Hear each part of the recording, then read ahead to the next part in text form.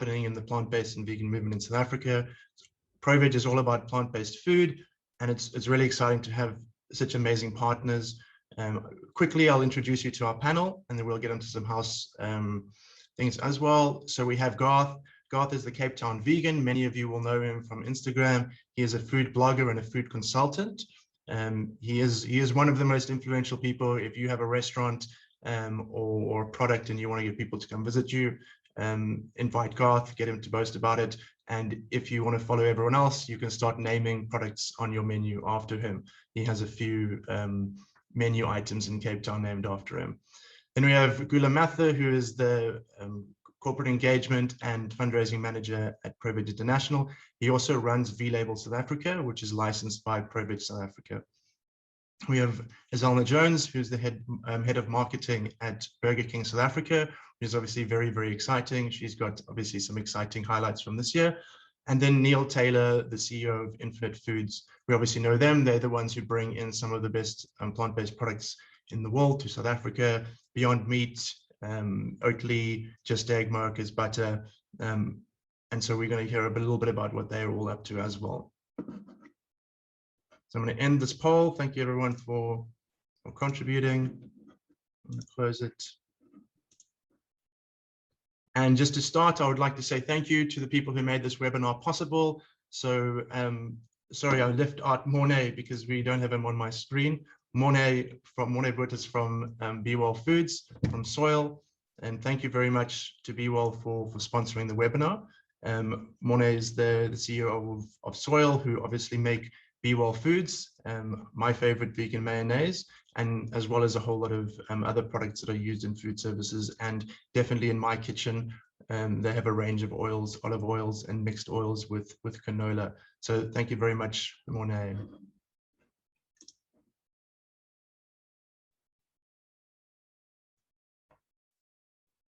So before we start, just want to highlight the fact that we do have a Q&A at the end. If you have any questions, please post them in the question box, not in the chat. The chat is a fantastic place to make comments. You're welcome to make comments. You're welcome to comment on other people's comments. But if you have a question for one of the panelists, please put it in the Q&A box. If it is directed at a specific panelist, please say who you would like to have answer it. Otherwise, we'll just I'll just make a guess on who's the best person to answer.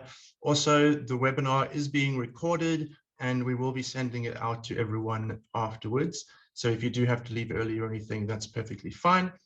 And then lastly, just also a thank you to Nanine, who is in the background. She is our programs manager and she's running the webinar back of house, and also to Seema and Gulam on the ProVeg team who helped us. So a huge welcome. I'm Donovan Will. I'm the Country Director for ProVeg South Africa. We are the South African branch of ProVeg International, a food awareness organization that's working to transform the food system, the global food system, from one that's centered around animal agriculture to one that's centered more around plant-based foods and cellular agriculture. We work in South Africa with the media, with big business. You know, we're really trying to change the food system here. We're also doing some policy work. We do community building. We host events. We are also the license holder for V-Label. So we've started this year licensing vegan products in South Africa.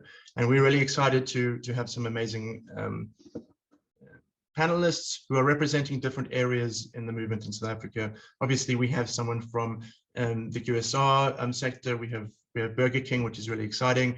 Mornay from Soil and Be Well, South African Manufacturing, Neil Taylor and Infinite, who are importing and distributing some of the best products.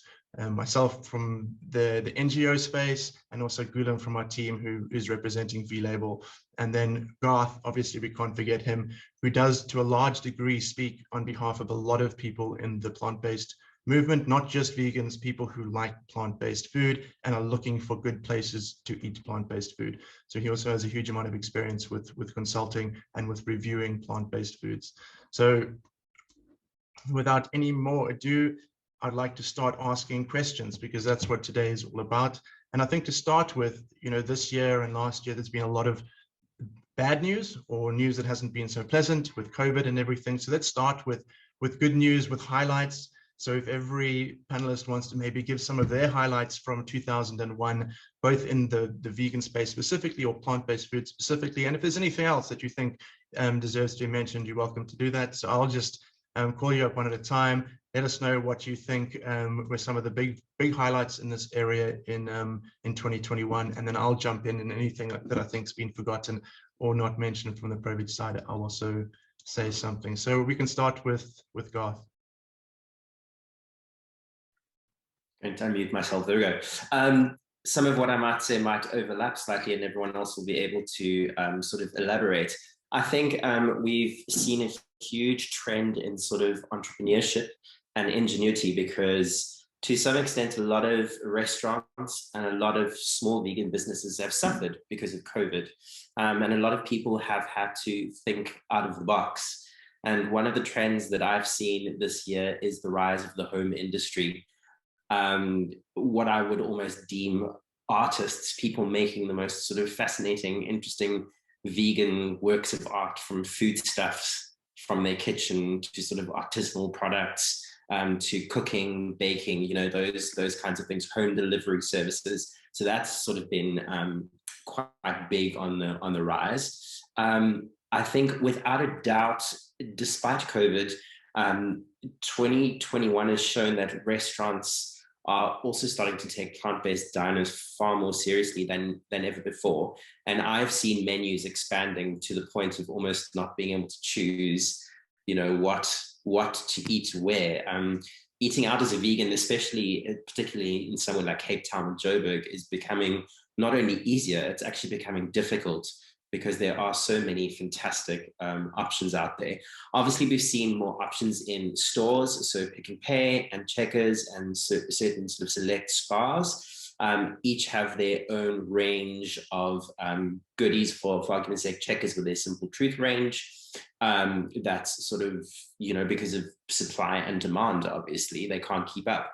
And then obviously the big one from 2021 is Woolworths, which I think surprised everyone quite a lot with their addition to their menu of cupcakes and brownies and Melva pudding and a vegan custard and all those kinds of things. They even have vegan Christmas goodies, which is a new thing. I'm going to let everyone else speak about Burger King, because Burger King is huge. Then in terms of specific products, Neil will tell you all about Just Egg and the additional Beyond Meat products. Checkers saw an increase in their Future Farm range.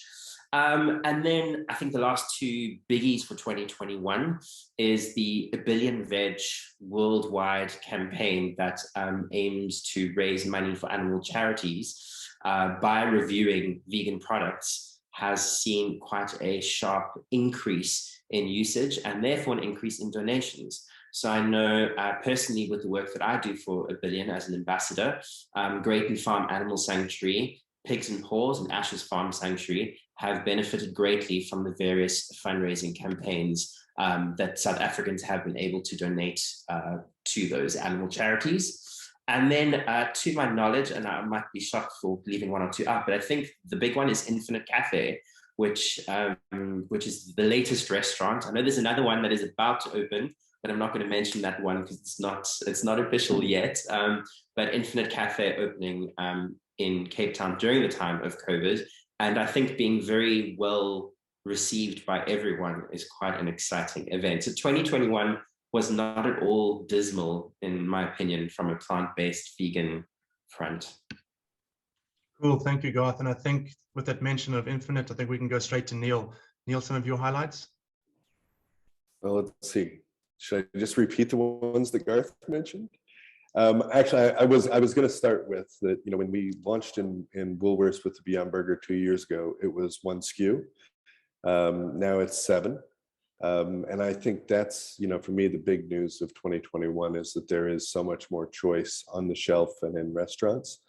So we have, you know, 7 different SKUs, and we're going to keep expanding from there of Beyond products on the shelf at Woolworths. After 3 years of hard work and a lot of trying, we were able to launch Just Egg. It's available at Wellness and Woolworths, and of course at the Infinite Cafe and many other restaurants. And then my third big highlight of the year is the same as what Garth closed on, is that we were able to launched the Infinite Cafe, where we have a 100% plant-based menu prepared by amazing chefs. And I think it's just a demonstration of, you don't have to give up on taste and amazing tasting food to eat plant-based. So come on down. We're open for First Thursdays. Awesome, thank you. And Monet, can we go over to you? Some highlights from Soil and Be Well? Yes, good afternoon, Donovan. Like Donovan said, my name's Monet. I'm not the CEO, I'm the commercial director, but I'm there. Yeah, I think if we look at the year that's passed, then local manufacturing, it's not been easy. I think if we go look at the people and the impact that the pandemic has had, however, we can really not complain. I think the people in the sector really embraced the challenges, and we actually, if we go look at our range, then we grew exponentially during the time, and a lot of it is based on the type of products that we're offering. So because our core in development is focused about taste, it's focused about health, wellness, and of course it needs to be cost effective for the consumer. So and that has seen a switch. So we've seen in our if we take our mayonnaise as an example, the demand is outstretching the supply. So that's positive. The negative part that it has been is that the impact of the upgrades, the machinery and the equipment that needs to be coming in to get the demand up, that's being delayed a bit. So I think it's a mixture of positives, and we can clearly see that the consumer is switching and looking for healthier products and products that makes them feel good. And I think in that aspect, we can't complain. So it's been a tough year, but a good year. Well, thank you, Monet, and sorry about the wrong title, the commercial director. So I want to go on to Gulam next, and I think Gulam's highlights are also going to lead us on to Burger King. So let's hear from Gulam. I think it's heading in that direction. Yeah, so I wear two hats in the session, from ProVeg and also from V-Label. So I mean, just to start with ProVeg, from my perspective, I think this year it's been quite interesting. I've also had the opportunity to travel and see what's happening globally. And from ProVeg, we can see what's been happening in the way of trends, in the way of product development, not just overseas, but also locally. And I can report back from overseas, where I currently am in the moment, is that I really truly believe that we are on par in South Africa with some of the global products, some of the manufacturing, some of the taste, and some of the things on offer. I think in light of everything that we consider as being negative in the country at the moment, and it set us back, I think if anything, the movement when it comes to plant-based and awareness, not just from the consumer, but the retailer, as well as the manufacturer and distributor, I think we're kind of a step ahead, which is great and really encouraging.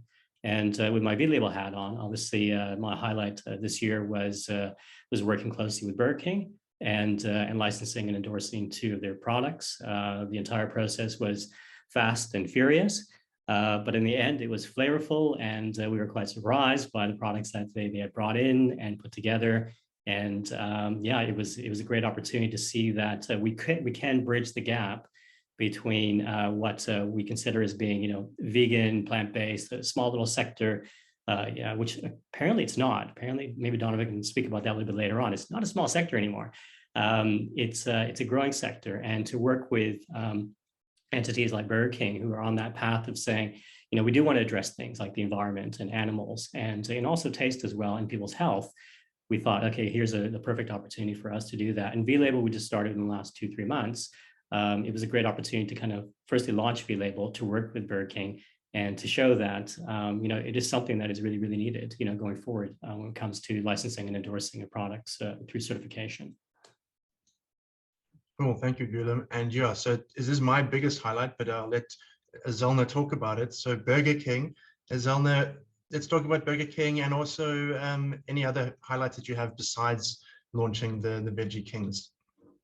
Hi, everyone. Thank you. And yeah, thank you very much for inviting Burger King and myself to speak at this webinar. It's obviously normally unusual, right, for QSR in particular in our space. Yeah, I can exactly say the same as Ghulam. It was an absolute privilege. Our highlight for the year was our plant-based launch. We have launched, you know, and 2 other products now in the Gourmet range, but I can tell you that the launch of the plant-based, the planning around it, the research around it, you know, is it the right product for us, started in 2019.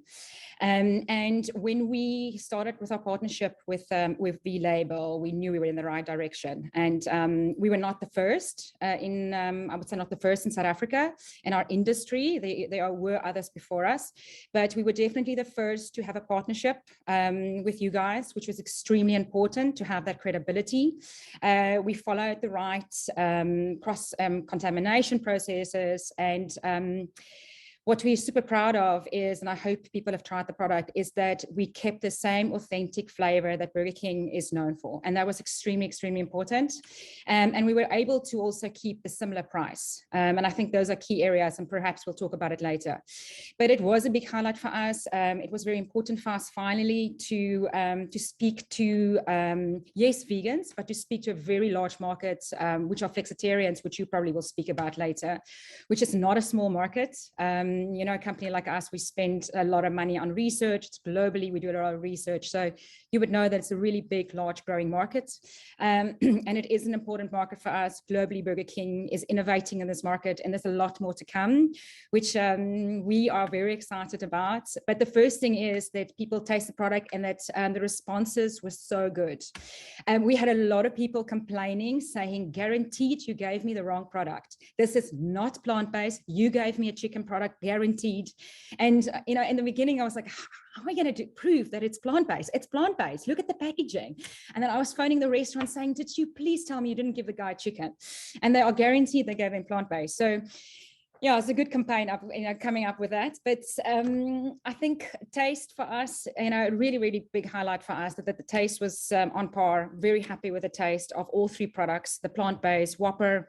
And maybe we'll talk about more about why it's called the plant-based Whopper, not vegan. Obviously the vegan nuggets, which are endorsed by you, and also the vegan Royale, which is another chicken product. Our fries are vegan, Pepsi is vegan, and there were 2 dip pots that are vegan. Yeah, and that's, you know, that was the key highlight for us for the year. And we're planning something really big for next year. Yeah, we're really excited about that too, and we're so excited to be having a partnership with you. And I think for a lot of people, they don't realize how big this is. You know, I've obviously been in the movement for a while. I work for Fries. I've got a lot of experience working with food services, and people don't realize that it's not a case of, you know, if you've got your own restaurant and you decide to add a vegan menu item, that's quite simple. But to do it in 105 stores and to do it certified is also a big one. We know, and for me personally, I get asked all the time, both through ProVeg and personally, is this product vegan? Does this restaurant's veggie burger, is it actually vegan? And sometimes I can't answer because the answer changes sometimes. So having that transparency and being very transparent about why the plant-based Whopper isn't certified vegan, but it's still plant-based just because of the cross-contamination. I think that was a huge step, and I think it's a lot bigger than a lot of people thought. And then also how quickly you switched from having the plant-based Whopper served with the original mayo. That was also really a lot quicker than people think it is. People think that this thing should be able to be done tomorrow, and they don't realize that you have to get the enough quantity of the products. You have to speak to all of the branch managers. You have to train all of the staff, and so yeah, well done on that. And it was a huge highlight for me too.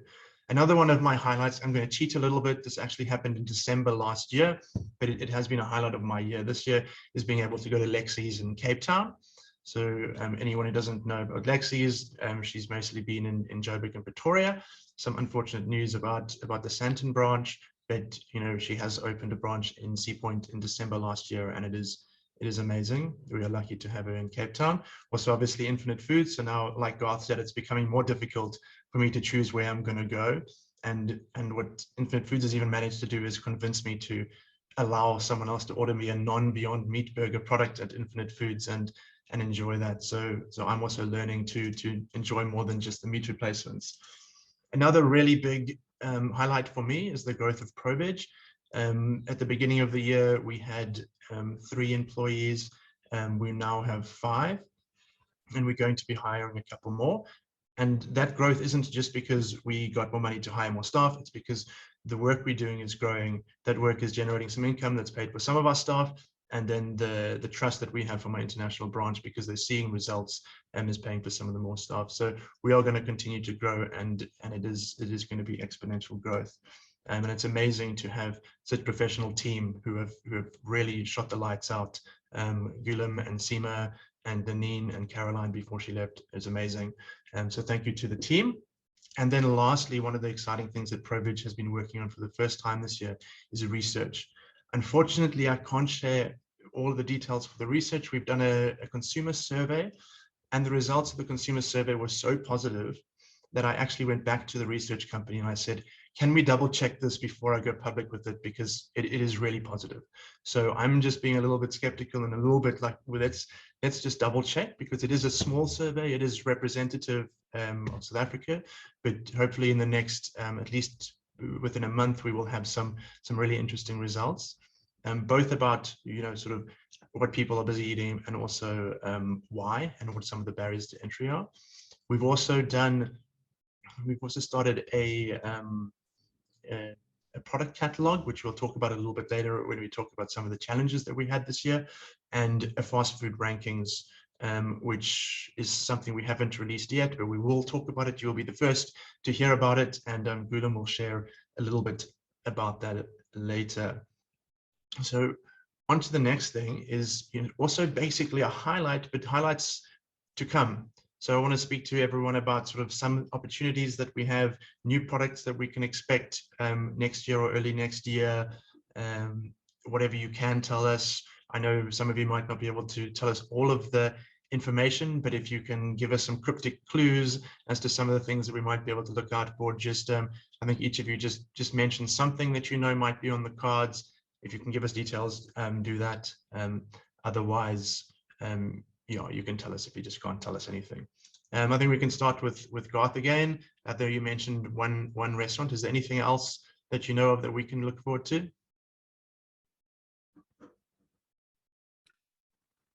Well, I actually know what all of the others are going to be releasing soon. So I actually can't say anything because then it will take it away from them. No, do you know, I think one thing that COVID has taught all of us is that all these sort of small businesses, medium-sized businesses, large-scale businesses, and restaurants, eateries, cafes, and coffee shops are having to constantly reinvent themselves to sort of not only keep themselves current with the worldwide trend, but also to keep themselves at the forefront of the consumer locally. So I know that moving forward, it's going to be a big challenge to those individuals to keep reinventing themselves, which is going to be fantastic for someone like me and for you and anyone who frequents these places, who shops at the local supermarkets. So I know there are a lot of genuinely exciting things to come. And then yes, a fast food, vegan, 100% vegan fast food restaurant in city center, sort of around Dunkley Square area, is going to come soon. Amazing, thank you. And I know everyone who wants to know what that restaurant is, follow Garth on Instagram. He'll be the first to announce it. Monet, can we come on to you, speak about some of the new things we can expect from Soil? Okay. Yes. I think firstly, just to add on to the beginning, what I said was, I think on our side, partly the big development is to get the existing products into the trade. So if we're looking in the last 2 years with COVID, the hospitality industry was knocked a bit, and the impact is that a lot of the restaurants was just looking to survive. So they weren't looking to really expand menus really, and not all were able to, let's rather put it that way. So On our side, the focus would be to now target the hospitality industry and get our mayonnaise, the vegan mayonnaise, into that channel, because a restaurant, basically, they're looking at cash flow and they're looking to standardize as much as possible. So instead of having two mayonnaises, it's just easier to carry one. And that's where that importance of the taste is coming in. So on our side, I think that will be a big focus. What we are doing right now is, and I'm just quickly going to share here. So you might have, can you see my screen? Not yet. Can you see now? Donovan? Yeah, yes, we can see it. Okay, so our normal mayonnaise is the original tangy, which is the traditional tangy taste. Then we have a gourmet, which is a much thicker one. We have a canola olive, which is a more olive round taste, and then a reduced mayo. So what we also did now is launched the garlic naise, lemonnaise, and chili naise. So it's a more flavorant type of mayonnaise that's going into the trade. We also launching right now chip dips. So it would normally on the shelf, you wouldn't have it. So now you're going to have a vegan option, a plant-based option, same mayonnaise base, and it's going to be in Cajun chili, roasted onion, and cheddar and chives. And then along with this, we launching a plant-based crisps made from spent grain from the brewery industry. So what it is, it's upcycling the material, and then we're getting the chips, which is high in fiber. So it's a health focused product, but the core focus is on the taste. So hopefully soon you would see the chips and the dips in store, and you would be able to taste it in some way, shape, or form in the store through activations, and then hopefully can become one of your favorites. So yeah, that's in the short where we are now, and I think that would be enough. There's a lot of developments, but I think the where we are now, we first need to get what we have in order before we take the next step. That's a lot of exciting new products. So, and I'm also always been a BOL fan, so I'm looking forward to trying those. Neil, can we go on to you? What can we expect from Infant Foods? And also, if you can give us some indication of what some of your big brands are going to be doing next year. Okay, we'll start with the big one, Beyond. Beyond Chicken is in the US. It will be here in 2022. And I think they've got some more exciting things coming, but they don't let me talk about everything. But Beyond Chicken will definitely be here. On the Just side, we will be bringing in the liquid egg at first for food service, hopefully shortly thereafter for retail. And then we hope that sometime during the year, we will be manufacturing Just Egg locally in partnership with Just. That's a project that's been on the books for a couple of years now. We're making good progress. That is one of those COVID projects that we would be long done now if not for COVID. But here we are. But we're gonna work hard on getting it done next year. We're launching the Upton's range of jackfruit products, including the chorizo, the bacon, and the traditional. And then Oatly ice cream is coming. And if you haven't had the salted caramel, just put yourself in a room alone with a pint of salted caramel. I know you're going to do this anyway, Don. So I don't know why I'm talking to everyone else. I know you'll do it anyway. It's truly an experience. It's not quite health food, but it is amazing ice cream. Great, thank you. I am really excited about the ice cream. And let's go, Zalna, we've already had a couple of questions for Burger King. One of them is when everything's going to be back. So maybe tell us about when stuff's going to be back and what else we can hope for next year. So back in market is the next few weeks. I can't give you an exact date, but we are planning, obviously, part of January's launch. So in December, it will return. So currently in some of our restaurants, you can still find the plant-based Whopper. It's just the vegan nuggets and obviously the vegan Royale. The vegan Royale was the fastest sold out product that I can remember in 7 years at Burger King. So it was ridiculous. I mean, we do pretty accurate forecasting and we couldn't get it right. It was impossible. So we are working on, I can't tell you exactly, but I can tell you we are working on plant-based innovation and we're working on a restaurant innovation. So for early next year, Q1. So that's, yes, sorry, that's as much as I can tell you right now. We're in an extremely, and I'm sure everybody knows this, but we're in the most competitive industry. We don't want to be the only one to launch plant-based, but we're definitely happy that we were leading so far. Yeah, so back, you can, we will obviously announce with you guys as soon as the product is back in restaurants. We will announce on our digital pages, and you guys announce as well, so that will still be December. January is going to be something really good, and March is going to be something really interesting. Great, thank you. I'm sure a lot of people are looking forward to it. And Gulam, ending with you, what can we expect, especially from V-Label? Yeah, hopefully quite a bit. I guess what excites me might not be as exciting as salty caramel alone in a room. But for me, things around food labeling is something we're starting to engage with government on, which is quite exciting because that will hopefully set the kind of the tone, the standard, and the way that we actually discuss, define, and talk about, vegan, plant-based, and how companies actually use it to produce food and then to label it to the general public. So that's a really good time, I think, not just in South Africa, but globally for that to start happening. And I think, I guess on the tail end of Burger King and also the restaurant rankings that we recently did, we received a lot of feedback from some of the other fast food restaurants, and they're also quite excited to step into the space.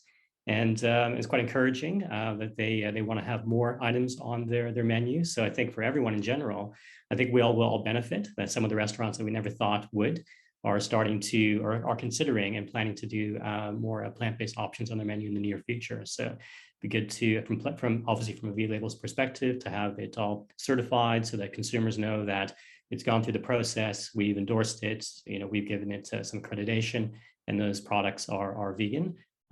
So yeah, so those are the few things I think I'm looking forward to in the new year. Great, and we're going to come back to those the rankings very soon. But just from ProVeg's side, there's some exciting stuff coming up. I've mentioned some of the research that we'll be launching. Two of the highlights from the year that I haven't mentioned, because they're actually going to be highlights going forward. One is our Diet Change, Not Climate Change campaign. We had messaging about animal agriculture's impact on climate change, and encouragement to try to eat more plant-based. We had that on, I think, 78 billboards around the country, which was really exciting for us this year. And we also had an advert on ETV. And that's just the beginning of a campaign that's going to last at least a few years. And it is being done in collaboration with our international team, who was at COP26 this year. We've had the biggest exposure at COP ever. We were given, I think, 20 seats or something. We had a really big delegation there. We were in a lot of the press conferences. It wasn't a huge amount done this year at COP around animal agriculture specifically, but there were some commitments specifically looking at things like methane. So it is the beginning of what we also think is going to be a high trajectory improvement in things at the government policy level.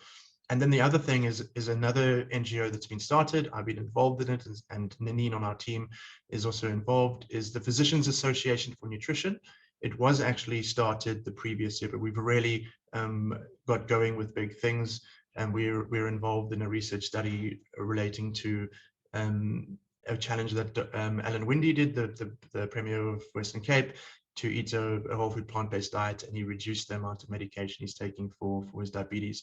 So that's really exciting. It's a network of plant-based professionals that ProVeg is helping to work with, And we've got an amazing journal series where doctors and nutritionists and pharmacists, any professionals in the plant-based or in the nutrition and medicine space, can get CPD points for reading about the latest in vegan and plant-based nutrition. So I'm really excited about that. But this fast food rankings is quite exciting too. So I want Gulam to speak a little bit more about it. Gulam, can you share some of the results from the fast food ranking? Just maybe to give everyone a little bit of context of how the ranking works, why ProVeg decided to do it, and again, you mentioned it earlier, what the response has been from some of the fast food chain. So I saw Zalma get up. I was worried she was going to leave because they didn't win the fast food ranking, but I'm sure she's excited to maybe get first place next year. No, the light just went off and I was in the dark. Sorry about that. Yeah, cool. Thanks, Donovan. Yeah, so the restaurant ranking, or the fast food or plant-based ranking, as we're calling it, was something that we started. I think it was just also a result of working closely with Burger King and getting a chance to see their menu, the ingredients, and their options. And then we did a quick comparison across some of the other fast food restaurants in South Africa.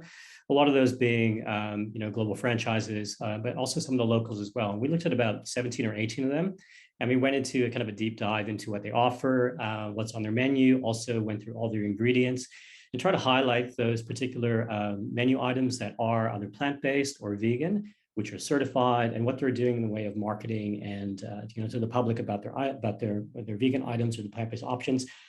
Sorry. And also what they're doing in the way of making that information available, either online in the way of ingredients or just general awareness around some of the items. Because I think we do hear a lot from the plant-based and the vegan community is that a lot of the fast food restaurants are great places to go to. The price points are great, but there's really nothing on the menu. And if you're traveling on the N1 across the country and you stop at a Wimpy, for example, you can't really get anything besides a plate of fries. So we thought, well, let's have a look at that. If anything, maybe we can encourage some of these other fast food restaurants to kind of get on board and also just to engage with us as ProVeg and V-Label and to learn as well and to increase their knowledge and their education around plant-based and to show them that it's really not that difficult. I mean, a lot of them are really, really close. They're almost there with some of their products. In fact, if they just swap one item out or one ingredient, they could have a plant-based option, which is great for everyone. So I think without further ado, I'm just going to put up a quick little overlay here. We can see, so again, as Donovan mentioned, no one's seen this before, so we're going to put it up for the first time. Zelna, I've given you a little heads up, so you know where you're positioned. And tell me if you can see that. If it's the right way. Cool, fantastic. So so this is what we looked at 17. I'm only going to show you the top 7 right now. So these are the ones that had more of an offer. So Kauai, I think to no surprise, came out. They're really kind of from real foods, really health food geared. They do have a lot of options and it goes across the board from a main to a side dish and also I think some desserts as well. They do some great labeling on all their products. So if you're vegan or plant-based or flexitarian and you want to know what is plant-based, you step into the restaurant, look online. It's clearly marked and indicated what those items are. They include ingredients.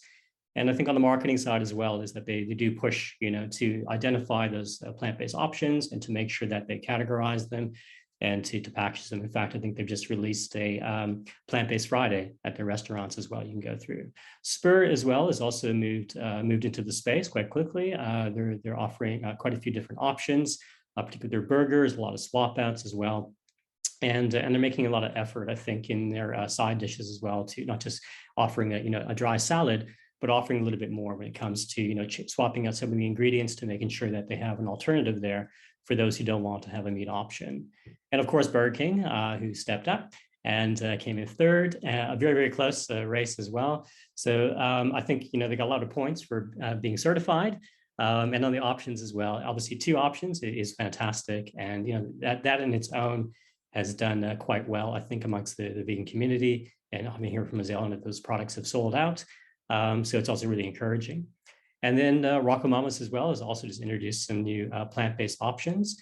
And just going down the line, Steers, who we for a long time assumed that that they had a veggie burger, and they've had this for years, but they've always put it on we weren't quite sure if it was a milk bun or had eggs in it. And they've come through, they've given it all the ingredients, and they stepped up and they said, no, in fact, it is all milk-free, egg-free. So they went up the list as well. So you can feel assured when you walk into a Steers that the item is plant-based. And then obviously a little bit further down with very few points, and it didn't take much to qualify at this point when you step into the McDonald's and the Wimpy's, but they did show up and we thought it was a good opportunity for them to make the list as well. And just a disclaimer as well. So we're not saying these are vegan under the, like, as we would certify them under V label. These are the end product we're looking at is a plant-based, but in the production or the manufacturing or the cooking of, there could be opportunities for cross-contamination, with the exception of Burger King, who has their own grills and their own deep fryers. So it's dedicated for vegan products. The other restaurants might share grill and might share deep fryers. Some don't. So it's just, we're just putting a disclaimer that is plant-based and not certified vegan, again, with the exception of Burger King's products. Yeah, I just want to ask some questions. There was a question from the audience from Professor David Bulchitz, and he's asking about the V label and how the V label works in terms of cooking stuff on the same grill. And obviously we need to differentiate between this plant-based ranking, which was done by ProVeg, and the certification that's done by V label. Can you just talk a little bit more about that? What you have to have done to get a V label certification? So what Burger King went through, and then just ensure that people understand how that works. Fantastic. I'm just going to leave the ranking up while I just kind of talk through it. So for those who don't know, I'm sure most of our guests, so V label is an international recognized registered trademark seal for labeling of vegan and vegetarian products and services that comprises mainly of food and beverages, but also cosmetics as well as other non-food items. So we offer a product certification that follows standardized criteria to ensure companies promote transparency and clarity to consumers buying vegan products. So all food and beverage products that wish to bear the V label mark need to comply with our criteria. And that essentially includes that all products and their ingredients are not of animal origin, period. That the process to make the products does not include opportunities for any form of cross-contamination, and that no animal testing was performed in the development or the making of the product. So when we look at the restaurants, again, I'll take Burger King as the example. This was part of our criteria that Burger King had to go through to make sure that from the ingredients arriving, refrigerated, kept on site in the restaurant, in the kitchen, to the workstations, to the utensils, to the cooking apparatus, all the way through to the point of service at the counter, that there are no opportunities for any kind of cross-contamination, that these items and elements and tools are all dedicated just for the vegan products. And I'm sure Zena can jump in here and give a little bit more detail around it. But that is part of our process as well for certifying under the V label, not just the final product, but also all the ingredients, the process itself, and making sure that, again, we trace everything right back to its origin. So even with a sauce, for example, that might appear on a burger, we will look at and break down the ingredients of that sauce and follow it all the way back to its origin point of whether it was cooked, on an open fire, whether it was cooked using animal bone char or not. Because a lot of that is sometimes it's unclear, it's hidden, but through the certification process and our inspection process, we're able to go and trace all that, and then obviously come back to the consumer and ensure them that, in fact, we've done the research, we've done the inspection, we've done the audit, and we can guarantee that along the entire path of production that there is no animal contamination in the final product that they're getting. Thanks, Guillaume. And I think Guillaume didn't emphasize how far he went when he did the audit. He did the audit of Burger King, and he mentioned the sources, but we went all the way down to the lettuce. Guillaume contacted the lettuce suppliers and ensured that they were not doing anything strange with the lettuce. I don't know what they would do, but we didn't leave any stone unturned. So V-Label really is thorough. And then I want to speak to Zalna. Zalna, there have been a lot of questions around, why don't we have the plant-based Whopper cooked on a separate menu? Why was the vegan mayo not used on the Whopper all the time? I obviously understand those answers. Guillaume does. Can you just maybe share with the audience some of the difficulties you had around that and why the plant-based Whopper is not a vegan Whopper? Yes. So from a restaurant back of house kitchen facility, we do not have separate broilers. From a cooking process, we use broilers. That is, we flame grill our product. And we don't have separate broilers for plant-based products. And it's just due to the fact that currently it's not built in our restaurants. And it's really based on supply and demand. So, we envision, and we always said that if there is enough plant-based products being sold, then it would justify getting a separate dedicated grill for the plant-based Whopper. So at the moment, to your point, when we launched the plant-based Whopper, we launched it as the actual product is vegan, but because of the stringent criteria from V-Label, the entire process from end to start has to be no cross-contamination, no animal traces of animal products. So because at the end product, when we actually cook the product, it's cooked on the same grill. The product is vegan, correct, but the actual cooking procedure is not vegan, so we could not certify it. And for that reason, we were extremely transparent from the beginning to say that it's a plant-based product. It is not certified and it is not vegan. And it's just, again, I can say this, that if there is a certain amount of demand for the plant-based product, it will justify us having a dedicated broiler. Regarding the mayo, when we launched the plant-based Whopper, we launched it with our standard mayo. We received a lot of complaints about it, and we immediately changed. We obviously have a vegan mayo that is on the Royale, the vegan Royale for the chicken product, and we changed it. And it was just a decision made at the time because it's not vegan certified. We thought, let's use our normal mayo on it. We got a lot of people saying, please, can we use your vegan mayo? We do not mind that it goes through the same grill. And I think that's because there's also a lot of flexitarians that eat our product. And yes, I say we immediately changed.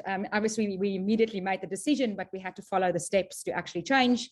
And now when we bring it back, that plant-based Whopper will have vegan mayo, not the normal mayo. Amazing, thanks. And we obviously get a lot of people complaining about a lot of these things. And when you say it costs so much money, the answer is obviously going to be, and I saw a comment from Gregory in the chat, surely you have that money. Burger King has that money. But I know from watching the markets and watching the news this year, Burger King was in the news not just for their veggie Whopper, but also for some of the corporate stuff in the background. And I just want to say, you don't have to answer anything here, but it's not a case that every one of these fast food chains is printing money and they can just make any change you want. And I think a lot of people don't understand that it's not a case of going to Macro and buying a new grill and putting it into the shop. There's 105 stores, and you have a very sort of technical background in the kitchen. It's not a regular kitchen. Do you want to just speak a little bit about that? Because I know there's also some stuff about how your setup allows you to cook fresher food, and the food's not sitting around for ages waiting like a traditional fast food chain. Yes, I mean, and that's, I guess, the perception around fast food is that, your food stands. That's how you're able to produce food in 2.5 minutes. And it is not the case. It is the kitchen equipment. We've got very much enhanced kitchen equipment, kitchen minders, kitchen communication. Yes, I don't want to talk about the expense of our kitchens, but we don't have, we go through such stringent quality checks and quality control. This is Burger King Global's policy. So when we talk about just purchasing a new grill and purchasing a new broiler, it doesn't work like that. Every single piece of equipment, even if it is the labeled vegan equipment that obviously is specially labeled vegan, this has to be approved by Burger King Global. We have to have an approved global Burger King supplier supplying every single equipment that's been tested to ensure that our products are quality products, to ensure that there is no chance that anybody can get ill inside of our restaurants, to ensure that our products are fresh. So yes, our kitchen equipment does ensure that the moment you order a plant-based Whopper, the kitchen is notified. It's notified how many to make. It works out the process. You do get your products fresh. Our products don't stand. So every single product is fresh. Not only is it freshly made, our tomatoes are freshly cut every day. Our onions are freshly cut. Obviously, your lettuce are fresh. And that is our Burger King philosophy. We believe the real food tastes better. That's why we flame grill our food. You know, we always had a saying that we braai, we don't fry, but and it is because we believe open flames, our food tastes better. So the process in our kitchen is a stringent process to ensure utmost quality of our products. I think a lot of people don't know that we have a trust in taste policy, and what that means is that the Burger King products don't contain any artificial flavorants, colorants, or preservatives. And this is a Burger King global policy. We started a year or two ago already. So everything is being cleaned out of our restaurants by 2022. I think I got the status this morning. I think there's 2 products left, which is a dessert product, interesting enough, which is very difficult to clean, completely clean label desserts products. I know you guys in the food, you'll know this. So, you know, because some of our really, really good tasting foods has some of, you know, has something artificial in it. But at Burger King, we believe that we want to change the industry. We want to change the perception of fast food being bad. So you would know that all our plant-based products are clean label ingredients. There is no artificial flavorants, colorants, or preservatives in any of those products. And any new product that go into Burger King, including our plant-based innovation, will always be clean label, so that you can be assured about the quality of those products. The ingredients that go into that product will not have any, it's nothing artificial in those products. Yeah. Yeah, thanks. That's great. And I think that, you know, the more we work with Burger King, the more we're seeing that. I know I've been accused, you know, Burger King has bought ProVeg and ProVeg is just advertising Burger King.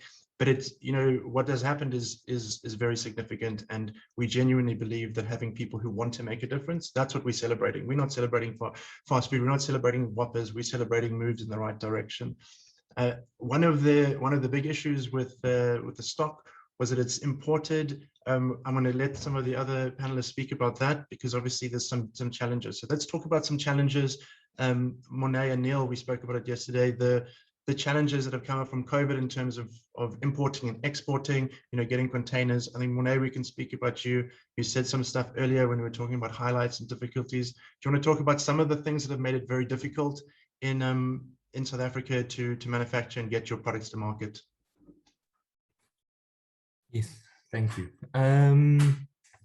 Yeah, I think what's important to understand is that we all operating in a global environment. We're in South Africa, but we're still reliant on imports in one way, shape, or form, whether it's ingredients, whether it's your customers, your suppliers, you are reliant on that. And I think in the last year, 2 years, it has been challenging in respect to the lead times. And I think Neil would be able to expand a little bit more there. But on our side, the impact was just longer lead times. So you had to bulk up stock, carry additional stock. That came with cash flow management. You also had to we were looking at commissioning plants during the time, and the people that actually had to come out to commission the plants, the engineers, weren't able to come out because it was lockdown. So they had to stay in their country, and then when they were out of lockdown, then we were in lockdown, and the whole delays in the process, I think. So traveling was challenging, especially if we look at our side, also on the export side. Challenges not only with COVID, but in South Africa, there was a lockdown in the harbors for a period as well, where stock was stuck in the harbors and it couldn't come in or out. And I think it was just the whole supply chain was under pressure. And I think in the end it was good, because now we learned a lesson or two, and we're now ready for the future. But yeah, I think that's the main thing on our side. But sorry, the last thing, just it's not a South African thing. So there was a global report that was out that more than 40% of, or only less than 40% of containerized shipments across the world were on time in the last year. So that just shows you the impact that has on the whole environment, the whole group. Yeah, I mean, just to add to that, you know, we have always planned from the start for all of our containers to come in late. It's just a question of how late are they going to be. You know, it used to be that we would worry about things like, will the ship, you know, that's destined for Cape Town steam on past because it's windy, and go to, you know, Durban first and then hit us on the way back, and we'd lose 2 weeks. Now we worry about when we have product ready at the dock, you know, in the Netherlands or Sweden or Greece, or even in the US, you know, how long will it be until we can find a container? If you'd said to somebody a couple of years ago, you know, finding a container is hard, they would have been like, what? So, you know, it's been difficult to plan for us. We have reacted by carrying more and more and more stock, which puts more and more pressure on us to sell. But, you know, it's more important to us to maintain a consistent supply. And that's how we've reacted. Great, thank you for that. Another big challenge that we've had, and it's going to answer some of the questions that we've got around sort of, there was a question that just come through about what percentage of the market is made up of small vegan products versus large manufacturers and stuff like that. When we talk about market sizing, we ran into some big issues with market sizing, trying to get the data. So ProVeg, one of the pieces of research we're trying to do is actually get proper market sizing data. How many products are being sold in the meat replacement categories, milk replacement categories, egg replacement, vegan mayo, and we had some issues with that. So Gulam, I think you're probably the best person to speak to about that. Our experience with Unilever, we went to the best market research company, and we couldn't actually get answers. So Gulam, if you want to speak about some of those difficulties. Yeah, I think this is something that everyone's experiencing globally as well, and it's because it's a relatively, well, I think in the context of everything, a relatively new market when you start talking about plant-based and plant-based foods. So a lot of our categorizing systems and catalogs and how things are I guess grouped from the retailers to all the way to the consumer is a bit antiquated. So that's part of the label thing I spoke about earlier, where we're now engaging with government on, you know, how can we amend those regulations to start including things? I mean, some of those regulations go back to the 70s, where, you know, vegan doesn't even, you know, exist, or plant-based doesn't exist in some of those definitions. Vegan does, but it's kind of grouped with vegetarianism. And now we know that being a vegetarian and being a vegan, one is a dietary preference and vegan is a little bit more of a lifestyle. So we really want to kind of bifurcate those and get them into their own definitions and classifications. So that will make it easier then for you know, the different retailers and anyone who wants to categorize food to put them into the right place. And once we get that going, then we can obviously, you know, we can pull some better data, you know, on what these products are. We have a better understanding of, you know, what is a plant-based product, what's a vegan product, certified as vegan, et cetera, and what is vegetarian. So what we're seeing at the moment is that, I hate to use the word misuse, but I think a lot of the, you know, the retailers are using some of these, the labeling kind of loosely. So when you say plant-based, it could be misleading to the consumer until you flip it over and read the ingredients and see that there might be some additives in there which aren't, you know, don't make it plant-based vegan, and the same with vegan as well. So by putting a green leaf on something doesn't automatically make it vegan. So again, part of V-Label is to make sure that, you know, we build the trust of the consumer as they understand what that is. And when they see the product, they get it. So working closely with the retailers is saying that we need to have regulations and working hand in hand, hopefully with government going forward, and saying, let's define what those are. We can hopefully move into a space where we can start labeling food a lot better. And then when we look for data and start to pull data, as we try to do with Nielsen's, for example, the data that they pull is directly from the retailers' catalogs or their, you know, their order forms. And you know, they might misplace, you know, an item in a different category, which could be a plant-based or could be vegan. They might put it to something else. And particularly when it comes to dairy products, you know, you have dairy alternatives, non-dairy, you have lactose-free. So those kind of get grouped. So it's hard for us to get a sense of, you know, what are the really true numbers and what's the comparison between, you know, the products that we're producing under vegan and vegetarian or the plant-based label, and what are those, what I call the alternatives, the meat and the dairy stuff. So part of that is, when we discovered this, I think we need to kind of get that going. We need to do that. And again, I was engaging with government, and I was looking as ProVeg and saying, well, can we start this? Can we start building out a catalog or a directory of all the products locally, and that's which imported, and then be able to publish that for not just for the consumer, but also the retailers, as well as investors, so they can all look at it and say, there's the landscape in South Africa. Those are the products, here's how they're categorized. And we started that process by collecting a lot of information. And hopefully soon, I can't give a date right now, but hopefully soon we'll be able to kind of publish our first draft of that. So it'll be kind of available to anyone so they can get a sense of, here's the products, here's the index, the catalog, and here's how we've classified it. And that'll give you some scope of not just the category of products, whether it's alternative meat or a alternative dairy, but also its ingredients, what it looks like, where to buy it, its nutritional value, and in some cases, what its price point might be as well. So we had another question that I'll just quickly address. That's also part of a difficulty we've had. Gregory asked about whether we're going to have some information about the audience that is buying vegan food and what the market trends are. So we couldn't get this market sizing data. And also one of the other difficulties when we do consumer surveys is definitions around words like vegan. And if we survey people and ask them, are you vegan? And then the next question is, how often do you eat meat? Often people say, yes, I'm vegan. And then the next question, how often do you eat meat? They say once a week. So it is really difficult for us to get some of this information. And it is part of that study that we did.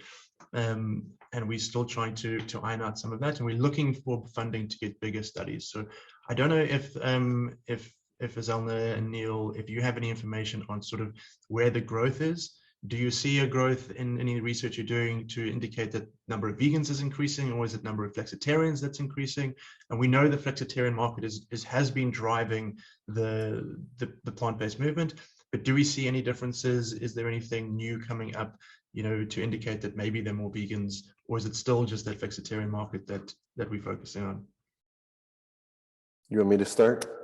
I can say something unpopular first, potentially unpopular.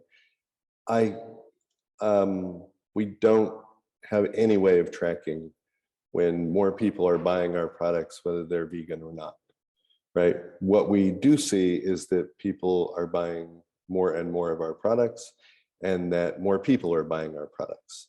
And, I think for a lot of us who, follow a vegan lifestyle and a vegan diet, it didn't happen all at once. Like for some people it did. For some people, they just said one day, that's it. I'm not eating anything animal. I'm not doing anything that exploits animals ever again. And they just made that switch, and I know a lot of those people, and I applaud them for that. For a lot of people, it's a process. And what I can say is that there are more and more and more people in that process, and how we track where they are in the process, I don't know quite how to do. All of the data that we're seeing indicates that the people who are buying our products, the majority of them are also still buying traditional animal products. And I'm glad that they're trying our products, because they're going to see, that we may not have achieved price parity yet, but we're getting very, very close, if not there, on taste parity. And that's something that's new from 10, 15 years ago when we started trying to eat better, some of us. Azalna? Yes, so we've done our QSR research. We did a consumer study in 2019 and 2020 and 2021. And we've seen an increase, but this is the thing, right? So we ask a question, what do you relate to? Do you consider yourself a vegan, a vegetarian, flexitarian, and then the other one, I think, pescatarian, and no dietary requirements. What we found interesting in 2019 is that there was obviously an increase, and that was the reason for for us venturing into this. And we saw an increase from 7% to 12% of people who consider themselves vegan. I can't, that's what people perceive themselves to be, but how studies go, do you answer what you would like to be, or do you answer accurately? So yeah, 7 to 12% for us was a very big increase. Flexitarian is the largest market. So a lot of our consumers are flexitarians as well. And they, especially with the Meatless Monday movement, that was one of the big movements that we tracked. Yeah, so that's the latest data we had, which was 2021 quarter 2 data, which is sitting at 12%. And that was QSR specific. Yeah, it's really interesting. And I think a lot of the discussion has been around, does offering a new plant-based burger mean that your meat-eating customers are going to now all go eat plant-based? Or are you seeing new customers coming in to eat those products? Yeah, so sorry, and the light has gone off. Sorry, excuse me for a second. I'm so sorry. I'm actually at our offices, and when there's no movement, and I think I'm the last person here, then the lights go off. So what we did find is that, when we launched with a vegetarian option. It was a bean burger vegetarian option. We actually pulled that in the beginning. I mean, we're the youngest QSR. Obviously, we've only been around for 7 years, but we actually pulled the product because we thought the product wasn't exceptional quality. And it took us a long time and we've looked at several products to launch a vegetarian specific product. However, we decided to launch a plant-based product. Obviously, Unilever's partnership, Unilever's the vegetarian butcher partnership started in 2019. And I was privileged enough to taste this product in America, and I thought this is absolutely brilliant. I actually didn't taste their product. We tasted the Beyond Meat product, and it was very good. When we launched it, what was great is that we found that so many people have been waiting for Burger King to launch either vegetarian or plant-based or a product that they felt was a product for them, because they didn't come to Burger King. So yes, I can't tell you how many, but obviously when we do a lot of data analysis, that we find that we have had no cannibalization of our beef products. So that means that this is people who still buys our beef products, obviously brought in someone to buy a vegetarian product, or these are new people to come in and just buy the plant-based or vegan product. So great news for us, and obviously great news for the industry. Yeah, so when I saw that information from the United States, it's similar, that there's not a lot of cannibalization, but you also don't know if, for example, some of your meat eaters are now eating plant-based, and some of the new plant-based customers actually brought in new meat-eating customers. But anecdotally, we've had so many stories of vegans who haven't been able to eat at Burger King going there and taking non-vegan friends, and non-vegan friends also buying it. And we know when we talk about specifically vegans that they're just probably aren't enough of them to have sold out all of your products. So again, we know that the flexitarian market is growing. Correct. And having chatted about Burger King's success in selling out, I want to talk about one of the other challenges, and that's a lot of smaller vegan restaurants going out of business. So I think, Garth, you're probably the best person to speak to. Is it all doom and gloom? Are all of the vegan small businesses battling? ProVeg does try to support the small ones too, but what's happening on the ground for small vegan businesses and vegan restaurants? It's interesting, because you have to some extent put it into perspective, and that perspective includes two things. Obviously, COVID is a big factor, and the second one is sort of length of time. If you look at how the vegan and plant-based sector has changed over the past, I would say 6 years. 6 years ago, maybe 7 years ago, there was maybe 1 or 2 vegan restaurants in Cape Town alone, of which I think Plant was sort of at the helm of that, success. So back in the day, you would go to your one vegan restaurant or 2 or 3, and you would have a limited menu. You might have a good experience, you might have a bad experience, but there wasn't a lot of choice. The difference now is that there's a hell of a lot of choice, which is amazing. This is both a good thing and a bad thing. It's a bad thing because, like I mentioned before, restaurants have to keep reinventing themselves.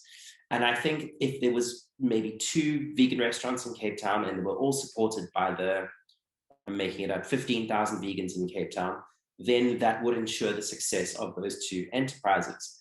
But what's happening now, obviously, with places like Spur, Nando's and Wimpy and Burger King and all of these places opening up, plus the 100% vegan restaurants, plus places like Nourished or Lexi's or the Conscious Kitchen, which are not 100% vegan, but have a large plant-based offering, I would say that the problem now is that there's just competition. So for the 100% vegan businesses, I would say that the shortcomings, in my experience working with them, or even just frequenting them as an everyday customer, is they have to look at things like consistency, quality control, reliability, staff, social media, availability of products. All of these things, I think, are being highlighted as sort of separating the wheat from the chaff. I would say that there are restaurants during COVID that have absolutely thrived. I mean, I've spoken directly to restaurant owners that have not been able to keep up with the demand of, I think I'm going to name one, Grumpy and Runt, have done phenomenally well, sort of being situated in a fairly obscure part of town that during COVID, the inner city center wasn't frequented by anyone. Yet you can go to them on a Sunday morning and, you know, business is booming and there's a line around the door. One of their busiest days, it was pouring with rain. So one is to ask what separates a very tiny, small space like that with a larger restaurant that is really battling. And I don't think that there is one answer. I think it is a sort of combination of very many factors. And the one thing is constantly reinventing oneself, looking at what is on one's menu and what the demand is. I mean, you know, maybe people don't want a bean burger. Maybe people don't want a salad. So I know a lot of other restaurants have gone, we now have a vegan option. It's a couscous salad. While there might be a market for that, you could go somewhere else and get a vegan BLT, which would be far more, you know, exciting or different. So I don't think it's definitely, I think it's doom and gloom. I think it really does depend on, you know, what each of these places are doing to sort of survive and grow with the trend. Yeah, I think I agree. I want to just chime in with what ProVeg is doing. One of the questions we got here was what is ProVeg doing to support the smaller businesses? And I think what you're saying about some of them thriving, I spoke to the marketing manager of On the Green Side. So anyone who doesn't know, On the Green Side makes really amazing chicken style fillets, and they're probably my favorite chicken product for now. I don't know, Neil's going to tell me that I'm going to like Beyond more when it gets here, but you know, we'll see. And she also said, I asked her why they're not importing it, and she said they can't keep up with the demand in South Africa. They just can't. So, you know, we in the fastest growing food sector in the world, and in South Africa, it's very much there. And so if you're battling, it's often, like you said, I'm glad you said it, that it's not always because you're not getting the support from the vegan movement, or it's not always, there's often, and it's almost boring answers, you know, consistency, you know, advertising, and I think a lot of it goes down to the fact that a lot of people who are passionate about veganism start these small vegan companies, and they're not necessarily business people. And one of the things that ProVeg does do, or does offer, is consulting. If you're a big company, if you're a Unilever or Nestle, we might charge you quite a bit for consulting. But if you're a small vegan company, we will provide that consulting for next to nothing, or possibly free. And I've been offering that for as long as I've been in the movement. Obviously, I have a business background, and Gulam has a lot of corporate background, so we can add a lot of value. And the interesting thing that we found is that when we talk to an organization like Burger King, they value our input way more than a battling small vegan organization. So we're sitting here going, we want to offer you the support, we want to work with you, but you keep saying, I don't want to do that, I don't want to do that, no, I don't like that idea.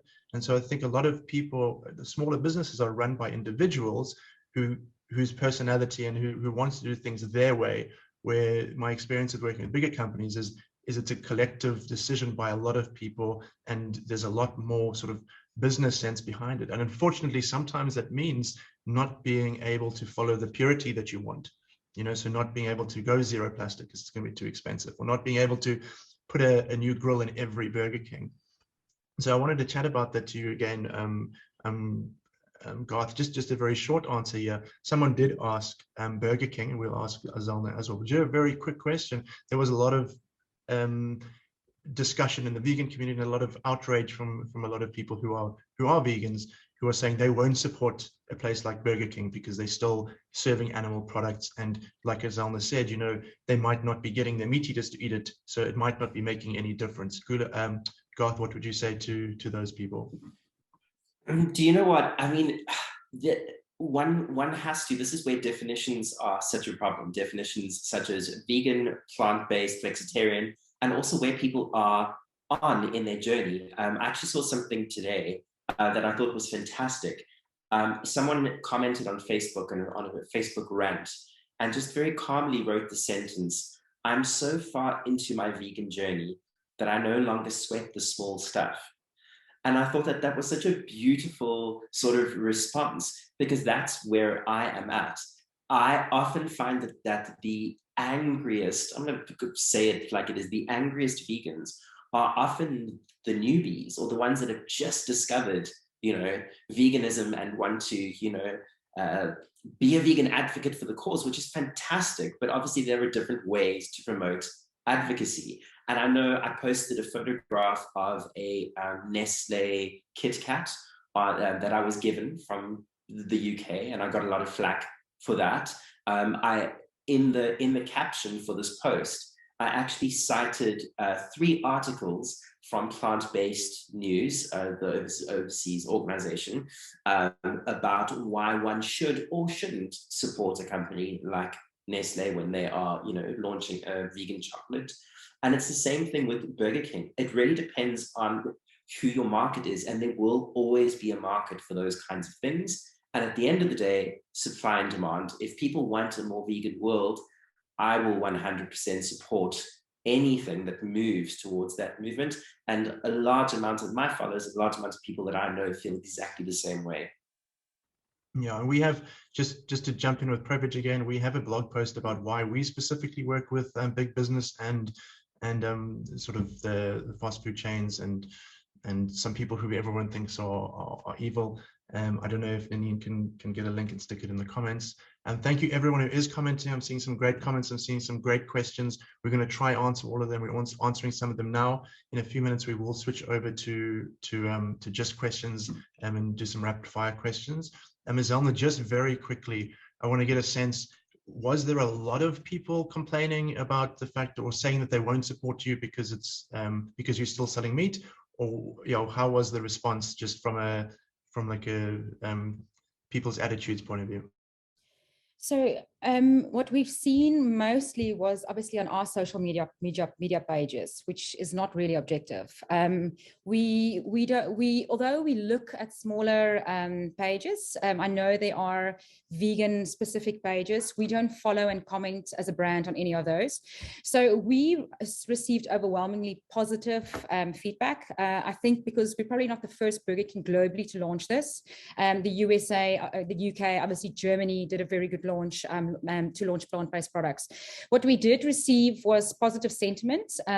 People, and I think it's true that 1 or 2 people who said, "I will never step in a Burger King because you know you're still in the meat industry." It's tough to answer those because we have to be transparent. I mean, we discussed with you guys. We are transparent about what we do. We follow consumer trends constantly. We're in research and data as part of our business. So if the consumer trends and consumer flavors and consumer profile move towards plant-based, we move with it. It's where that's in our business. So did we, I think, you know, on our pages, no, we received just positivity to say, thank you. I've been waiting for this. A lot of people said to us, you know, what the biggest reason why they are using plant-based and changing to plant-based is because of health reasons, and that they want to reduce their meat consumption. The second, obviously, is the impact on the environment. And then thirdly, funny enough, which came through in our research, is because people want to try new food flavors. So it's that, you know, exciting thing about what plant-based is, which I thought was interesting. And then obviously people are concerned about animal welfare.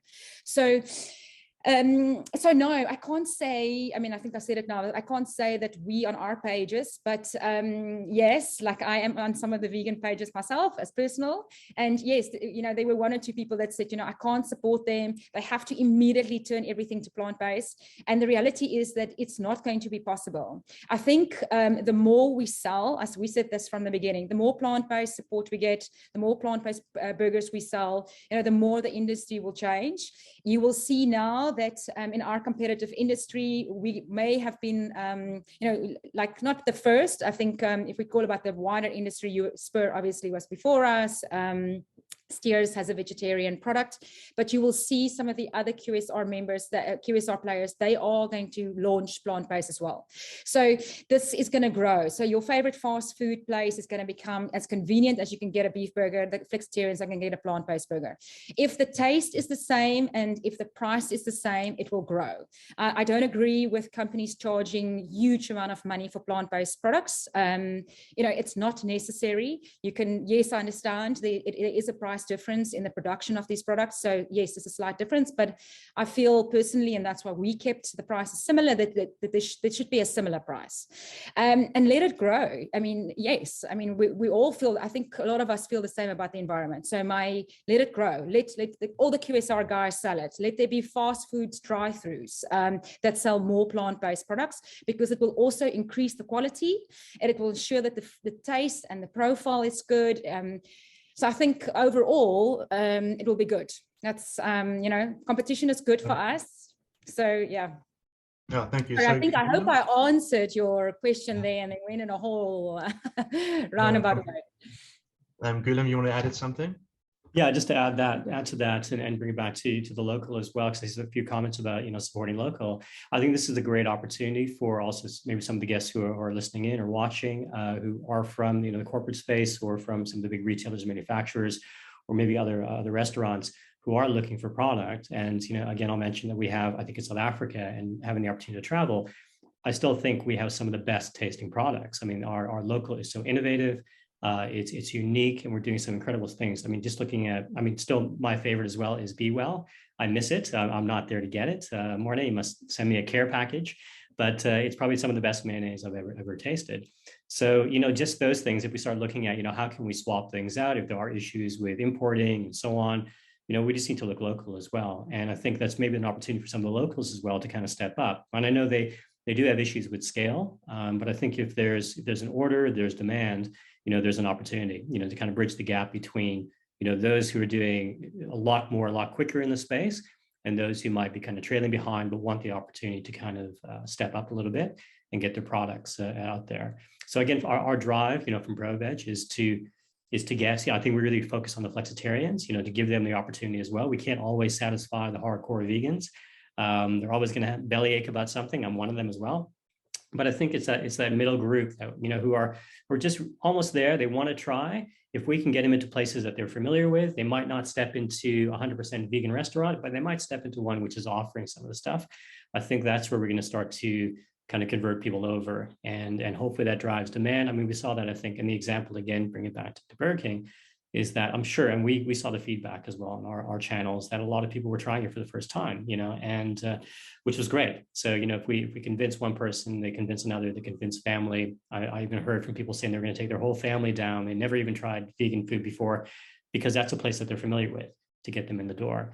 So yeah, just down the line, you know, if we are working, you know, with some of these bigger companies, it's a great opportunity for the smaller guys, the local guys, to say, listen, you know, here's something that we've produced, or we think it's equivalent to, or it's, you know, at that point, and, you know, happy to make the introductions and to see if we can start introducing some local into our own market and back in South Africa. Yeah, and I think a few people have mentioned how taste is so important, and unfortunately, that it is a case that sometimes there's a trade-off between a few things, like taste and environment, taste and importing stuff, taste and cost. And so two of the things that Zelma also mentioned that we've got quite a few questions on is sustainability and cost. So I think first we can speak a little bit about sustainability. One of the questions we often get is, you know, if we're importing the stuff from Europe, is it actually going to be more sustainable? If we're importing a Beyond Meat burger from California, and we're saying that it's way more sustainable than a beef burger, is it still more sustainable after being shipped to South Africa? So Neil, if you want to answer that question. I'm eventually going to convince you that they don't come from California anymore. Eventually. I've been working on that for years with you now. Anyway, look, we do import most of the Beyond products that we get come from the Netherlands now. It is a shorter supply chain. It is still a longer supply chain than down the street. The amount of sustainability savings that you get from a Beyond Burger compared to a burger made of cow meat, it's still off the charts. You know, 99% better on water probably becomes 97, and 60% less greenhouse gases may come down to 57 or 56, because keep in mind, we are shipping this stuff in 40-foot containers. We're not, flying in a case of burgers every time somebody makes an order. We are bringing it in tremendous bulk. And the growth in the market, in the 3+ years we've been doing this, has allowed us to bring prices down because we've been able to be more efficient in our supply chain. When we first launched, we bought one 20-foot container and it took us 6 months to sell. Now we bring 40-foot containers of 7 different products, and that's just Beyond alone. So, the sustainability it's still a huge improvement over what it's replacing. I also had my hand up when we were talking about the local options, because I did want to say, we are also, like you, working to try to help bring some of the local players along to get to scale. And I think scale, we need to understand that scale isn't just more people wanting your products or somebody saying, hey, I'll buy your product, because what we've found is that you can easily overwhelm one of those small players by trying to bring them along too quickly. So we're working with them on the nuts and the bolts of, food safety, production, logistics, cold chain. They're all lacking cold chain. And it's one of those things that, so we're helping them break down what it is that's standing between them and scale, and not just say, oh, well, you have to scale, because, then what do they do?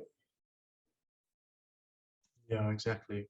Monet, do you want to speak a little bit about sustainability at Soil? Yes, not so much just on Soil, but I think just to add on to Neil and to Gulam, if you have to compare importing products to local, 100% local, of course, in the end, if you just compare apples with apples, it will be more sustainable to get local.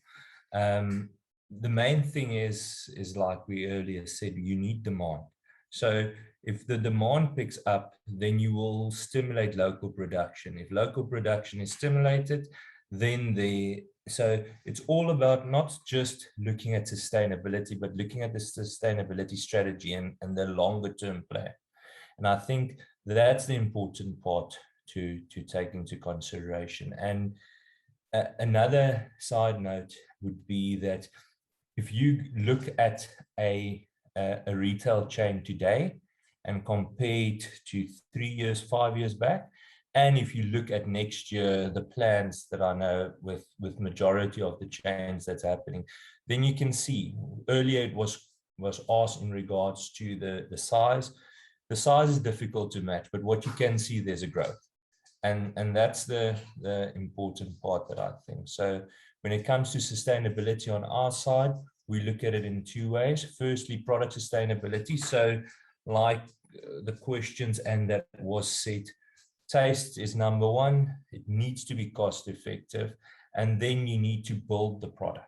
And I think that's the main thing. You need to build the demand, and then the supply can add on, and that gives you scale, and it gives you additional cost and sustainability that comes. Okay. Thank you. Yeah, thank you. And it's quite interesting sometimes to see when people do try and make these comparisons in the environmental side. We had a huge campaign in South Africa to get rid of the straw, and it was very successful. And then we say, okay, but most or a lot of the plastic in the oceans is from fishing nets. Why was the straw thing so successful? And it actually just comes down to economics and price. The restaurants don't have to pay for the straw if no one has the straw. So the restaurants have the incentive. It's not some special thing that everyone cared about. It comes down to money to a large degree. And so that's the next point I want to chat about, is just how do we get these prices down? I know Burger King's done a great job of trying to keep the price similar. You know, a lot of people bash on Beyond, and I make comments. And so maybe Neil, if you can chat about what you've been able to do to be able to bring the price down, because it has come down. Most of the products in all categories, plant-based and non-plant-based, are going up. I know the price of some of the Beyond Meat products have come down. You want to chat about that for a sec? I mean, some of it has been efficiencies from Beyond itself. You know, when they are able to make their production more efficient, and they're working very hard on getting to price parity. And if they reduce prices, we don't say, oh, good, there's more for us. We want to make it more accessible to more people, so we reduce prices. We've made our supply chains more efficient by bringing more products from the Netherlands, less from the US. We've made our supply chain more efficient inside of South Africa by moving things in full trucks and not a pallet at a time.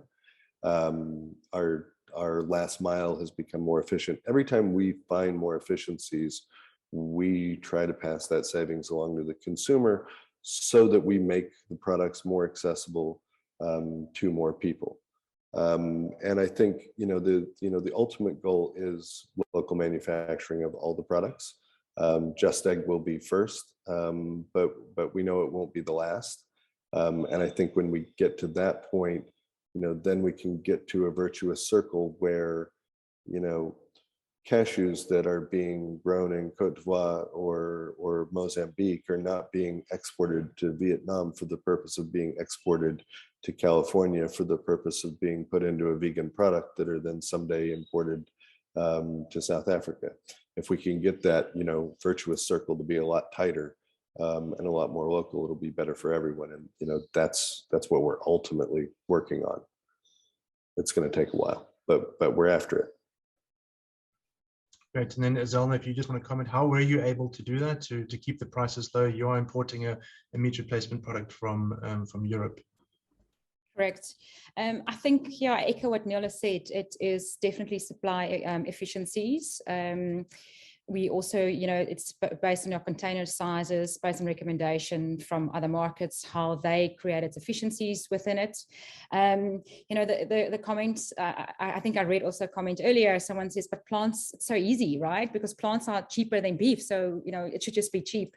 And it's actually not. I think probably Neil can talk more to this, but it isn't just cheaper. I mean, to produce, a wheat and a soy product, a beef product that tastes like beef, has the same mouthful as beef, looks like beef, bleeds. The actual process behind it is an intricate process. But for us, in our Burger King as a whole, we're nearly 90% localized for all our products.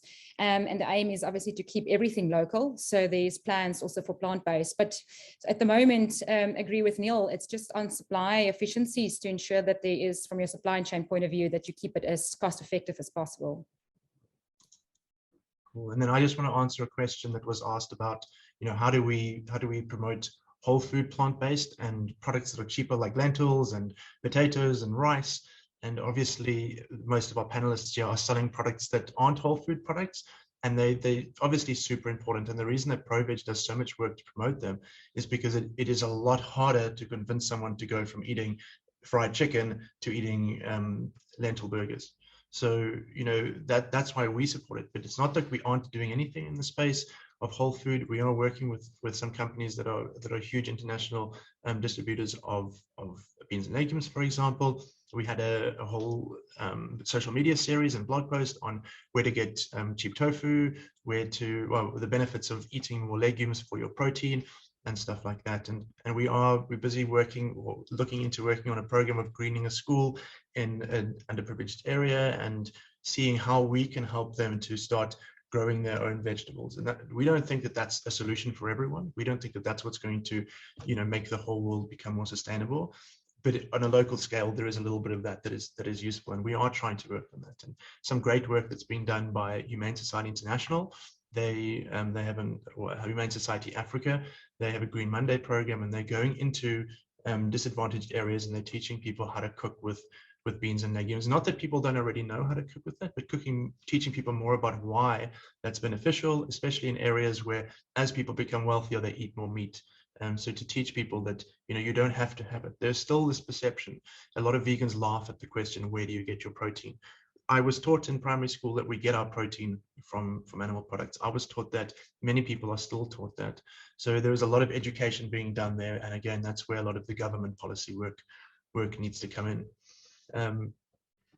I just want to ask Garth on that as well. Garth, you're probably the person on the panel who has the least to worry about by promoting plant-based foods, and the least to gain from telling people to eat alternative products. Why are you so supportive of meat alternatives and other alternative products?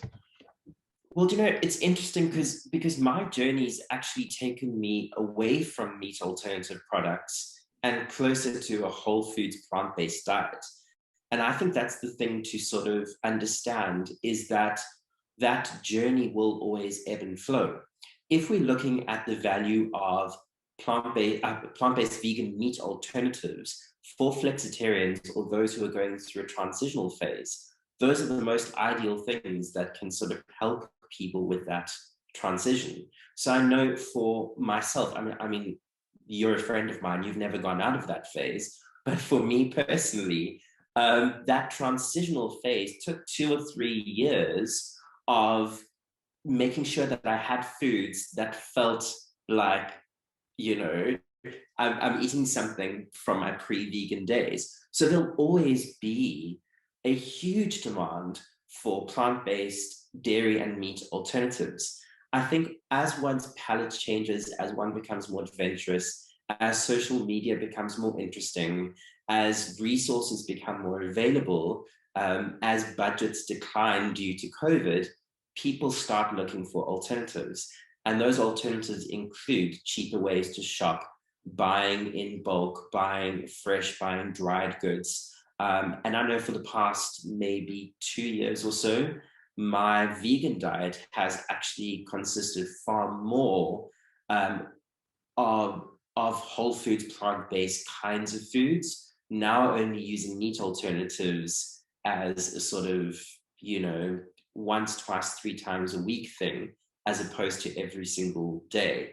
But I think we're going to see shifts within that trend as well. I think everything is still so fresh and new that I don't think we can predict where the market is going to be going. What I will say now is that the world needs meat and dairy alternatives if it's going to shift that balance. So I think there's a huge space for it. And I'm a very big advocate of it, even if I don't always use them myself every day. Yeah, I just want to, I have changed a little bit, to be honest, and I eat a lot of whole food plant-based, and when I go to Infinite Foods, it's very difficult not to order the Beyond Burger. So yeah, it is a gateway, and I changed a lot when I work. A lot of people know I worked at Fry's, and when I joined Fry's in the first month there, I ate nothing but fries. They give you product at cost price. I battled to get enough of it beforehand, and I ate 1,000 rands worth of fries in a month. So I have weaned off, and I think most people do, because when you have this process of eating a chicken nugget that's not made of chicken, it makes you ask questions about what you're eating. And the first question might be about switching from chicken to plant-based chicken. The next question is going to be about health. The next question is the environment. The next question is going to be about sustainable sourcing and stuff like that. So great answer. Thank you, Garth. We are running a little bit short on time, and we've got a bunch of questions. I'm sorry for anyone whose questions we don't get to, but we're going to switch over to some audience questions. Panelists, please be as brief and quick. Try answer the question to the point, because we've got quite a few to get through. And it's going to be relatively rapid fire. Does anyone want to say anything else about that last point before we go on? Are we good to go? Okay, so the first question for Monet, your new Be Well products, where are they going to be available and when? Okay, so It will be available in Checkers, Bar, some of it in Pick and Pay, not all, and in Food Lovers. So in all the major chains, it will be available. Okay, great. Zalna, I've got 3 questions for you. I'm going to give you all 3 and then you can answer. First one, is the 2019 consumer study available publicly? The person who asked would like to use it in their master's literature. The second question is, are all of your stores offering all of the plant-based products? And the third question is, you said that if you get enough demand, you will switch more products over and you will get the plant-based patty on a different crawl. Can you give some sort of sense of how much demand you need for that? To answer the first question, no, it's a private Burger King QSR study. However, I gave my email address. So if you personally email me, I can see what I can detract from the study. Maybe it will help. Second of all, the plant-based products are nationwide. So when all the products return, it will be at every single restaurant in South Africa. But we, at the moment, like I said, the 2 chicken products are not available. So the vegan Royale and the vegan nuggets have been sold out. And then just on the lastly, so we work with average unit volumes in QSR. So it has to be, I'm not going to give you the exact number, but we have to have a certain amount of average unit volumes running through in order to dedicate 1 broiler to it. Okay, and you're not going to give us a clue on we need to eat twice as many or 3 times as many nuggets. How many nuggets must I eat? You know what? So this is the thing, right? So I can't give you exact numbers, and not because we don't have the number. We do. I don't want to go into that exactly because I can't commit on that. There's a lot of this. There's a bigger conversation to be held. However, with the launch that we had now for the initial launch, obviously it overexceeded our expectations. So what we're going to do is when we launch January. Again, well, December when the product comes in, we've got something for January and we've got something again, like I said, for the new year, first quarter. Depending on the results of that, we will look at to see if there's some restaurants. We already know that KZN was the best selling market versus Gauteng versus then Western Cape. So is it going to be restaurant specific, potentially, where there's the highest demand? I can't tell you one straight number because we have drive-throughs versus small stores versus standalone stores. So do you need to eat twice as much? Yes, potentially, please come. But no, so we're on an awareness drive. We want as many people to try this product and to eat this product. And it is based on economics. So the more products we sell, the more people are asking for the products. Yes, I think let me just leave it at that for now before I commit to saying to you, can we please reach a 55 AUV and then we can have another broiler? Okay, great. Neil, someone's looking for some inside information here. They want to know if anyone can tell them why the Beyond Meat stock price is down at the moment. And you're asking me? Yeah, anyone on the panel got anything to say about the stock price? Look, I mean, stock prices go up and down. It's generally, there's so many factors.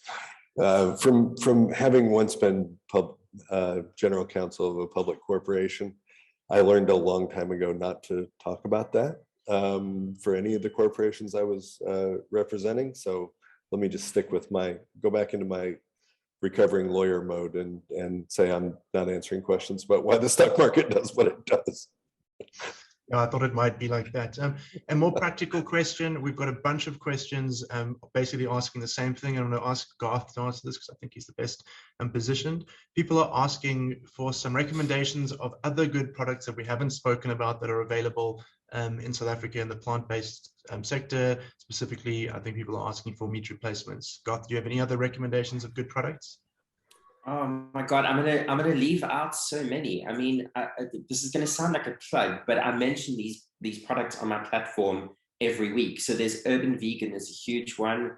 Herbivore, Herbivore spelled O-H-R, then Herbivore O-R-E, Herbivore Earth Foods. Fries, obviously. Simple Truth, which is imported. God, are you really testing me? There's a huge range that's available. I feel like I'm being put on the spot. But genuinely, I do list all of these meat replacements, dairy replacements in categories, so that when people ask me, I have the information on hand. So they're welcome to DM me, and I'll share that info First, with people them. follow Garth on Instagram, and he will give you all the answers. Garth's amazing. He has Ask Question Tuesday. I don't know what it's called. You can ask him any questions on Tuesday. He answers everyone's questions. It's amazing. The next question, Gulam, for you. Someone's asked a question about, you know, a lot of brands are just jumping on board with this vegan thing, and a lot of them are slapping a vegan claim on products that, you know, maybe they haven't gone and looked at their processes. Maybe they haven't gone into all into depth as much as V-Label goes. Is V-Label going to do anything about that? Do we have any plans to, you know, audit companies that aren't part of V-Label? How do we sort of help the community know which of these companies are actually telling the truth and which ones aren't? Yeah, so we, like as I mentioned earlier, we just kind of really kicked it off with V-Label, so we're getting a sense of, you know, who's using what in the way of labeling, and hopefully, you know, if we do the same with governments and we get the regulations right, we can then, you know, inform them around, you know, what the legislation, the laws, and the rules are for use of that. But I think for now, hopefully, if some of them are watching, you know, reach out to us at V-Label, let us know. I think at some stage we probably want to do an audit just to see who's using what kind of labeling out there. You know, not to point any fingers or, you know, naming and shaming anyone, but just also just maybe to engage with them and then to encourage them to look at their labeling, you know, from a consumer perspective. You know, they obviously want to build trust in their brands, and that's the first point of contact. Yeah, and then hopefully we can work with them to get them onto the V-Label, take them through the process, and go through their the products and their process, and get them properly certified with the right logo. That one there in the corner. Oh, great. Just quickly, anyone who's listening, I see some people are commenting their favorite vegan products in the corner in the chat. Please do that if you have some that Garth didn't mention and we haven't mentioned on the show. I think that's a great thing. Thank you everyone who has done that. And then there's another comment. It's not a question, but I just think it's so cool. I want to mention it. I didn't know about this. Someone has said we were in France by this week to check out a company working with kelp. We had lunch at Great White House. 10 out of 10. They made kelp ice cream, kelp and pomegranate chutney, pickled ginger and kelp. Samphire and June spinach pickle is amazing. So that's amazing. I didn't know about using kelp to make these kind of products. So well done, and thank you for that comment. We've also had a few questions about Veganuary. So Veganuary, big plant-based campaign that happens in January. ProVeg is the local partner. Any corporates who want to get involved, please get in touch with us. We've dropped some of our contact details. We do have a campaign specifically for corporates who want to be involved, and we can help a lot with advice around how you do your campaign. It's a free campaign to get involved with. We do have some packages that you can pay for to advertise on our platforms, but the material, the content from Veganuary is free to use. You can use their logo. You can punt any of your new products, any of your existing products to anyone who's doing Veganuary. So please get in touch with us if you want any help with that. And then there was also a question about if there's anything happening for Veganuary, any events. So I think, Garth, if you can just tell us about what you're doing for Veganuary with ProVeg and how people can, what they can be looking forward to. I know it hasn't been announced publicly yet.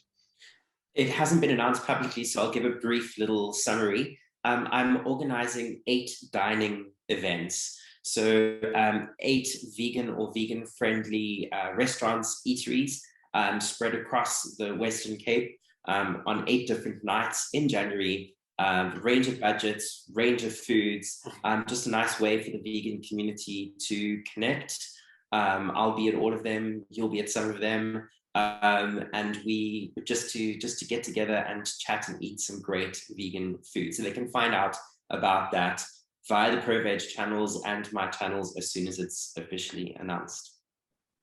Great, thank you. And then we had a good question here about whether or not there is a campaign in South Africa to address subsidization and taxation inequality between plant-based and meat products.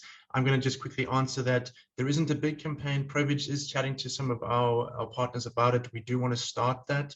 It is very unequal. A lot of people don't realize that some of the products that are imported get slapped with a very fat import duty, plus there's taxation on almost all of these, basically all of the alternative products where the meat version often doesn't have VAT. So in some cases, I think Neil was telling me that one of their products is imported, gets a 20% import tax and then 15% VAT.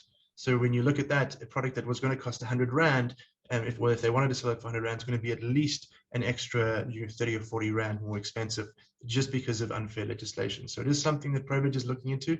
If anyone has expertise in that area, lawyers and people who are working in policy with the government, please get in touch with us to help us. As I said, ProVeg is an NGO. We don't have capacity to do all of that. We have started the process of trying to see how we can get involved in that. If anyone in the audience wants to get involved in that, please get in touch. Even if you don't have experience, if it's just something that you're passionate about, we can always use people helping us with those kind of things. We have 5 minutes to go. I promised the panelists that I wouldn't keep them for more than 2 hours. Thank you. There's still a lot of audience sticking around, so we're going to go all the way to 8 o'clock. Thank you for sticking around. Obviously, everyone's interested. What I'd like to do now is just give each of you about 2 minutes to just say some closing remarks. Anything you want to say just to finish up the panel. And we can start with you, Gulam. Great. Thanks again for the opportunity to be able to speak here. I think it was a great discussion. A lot came up, and I just got an opportunity to go through some of the Q&A and the comments. So I think hopefully we've been able to answer a lot of people's questions. And if not, I think we have our contact details to reach out to us after. So yeah, I'm always encouraged, when I see more people joining in, more people trying things, and in the plant-based vegan sector, and having those deep kind of meaningful conversations with people about, the movement and where we're going. I've been a vegan for 4 decades, so I have seen things back then, and where they are now. And obviously being in South Africa for 20-odd years, 25 years, seeing in the last couple of years how things have just kind of doubled, tripled, and quadrupled in the space. So again, I'm really encouraged. It's an amazing space to be in. I think this is the future of food. It's our only kind of solution. And I think we all need to kind of push more and do more, and to kind of help stimulate the economy by driving the sector and growing it even further. And I think by getting those involved, like leaders and those who make decision makers, to help again invest in this particular sector, to encourage local and also to promote better health and awareness, and just conservation and sustainability in broad. Yeah, thanks, Donovan. Thank you. Mornay, last words. Yes, thank you. Yeah, I think the market is developing, and there's a lot of product that's on the market now, and there's a lot of more products coming through various channels, whether it's import or local. And the main thing I think that will happen in the future is small changes. So if you go look at some of the products, like we said earlier, you can make small changes and change the product to vegan. And I think that is going to make changes. And yes, so that's my 2 cents. Cool, thank you. And Neil? I am unmuted. Wow, I was looking for the unmute button, and there it was.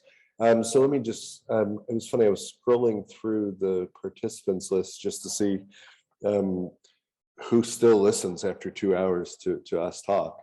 And I wanted to actually, I saw a number of names that I see as very familiar names because they regularly order from us on e-commerce.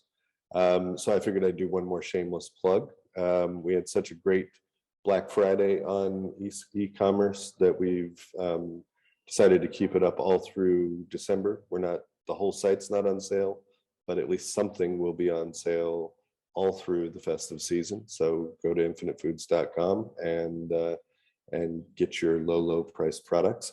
And then, the Infinite Cafe, since Garth doesn't want to announce the most exciting of those events, I'll just steal his thunder since he stole all of mine on his first answer. January 22nd is the one you want to go to, because that's when the Infinite Cafe on Commercial Street, near the corner of Commercial and Plain, which somebody said to me, you've definitely been in South Africa a long time. You're not giving like street addresses, you're giving around their addresses. Cool, thank you. Zelna? Thanks, Jonathan. I think I would just use this opportunity to say thank you to ProVeg. Thank you to VLabel for just walking this journey with us. It's been a really rewarding journey, so thank you. And yeah, thank you for everybody that listened and giving us this opportunity to talk. And thank you to everybody that has tried our products. We love to hear from South Africans, recommendations, criticism, what we can do better, what we should do. We are a brand for everyone. So please, and we're very open to it. So, send us all those feedback. And if there's any improvements you want, let us know, or any, additions that you want, let us know, because we're always working on new product development. Yeah, love to hear from South Africans. Thanks. Great, thank you. And Garth. After the hell that was 2020 and 2021, the fact that all of us can sit here and speak like 100% positively about what is happening in the trajectory for plant-based, vegan options is incredible. There's not a single negative word that has, been spoken the whole evening. I think the important thing for everyone to remember, just to put it into perspective, is this is just in its infancy. We are absolute babies, all of us. We're just exploring all of this from the beginning. We're only getting into it. And if this is where we are now as infants or toddlers, what is it going to be like in 5 years? If we look how far we've come in 5 years, where is it going to be in 5, 10, 15 years from now? And I think for me, that is the most exciting thing. We've already made such amazing progress in such a short space of time that I'm really, really excited about where this is heading. So thank you to Don and everyone else for all your amazing input into the plant-based vegan sector. Thank you so much, Garth. And thank you to all the panelists. Thank you for making some time after hours to chat. Gulam, Monet, Zelna, Neil, and Garth, I really appreciate it. To all the audience who are listening, especially the ones who commented, thank you so much for coming along with the journey.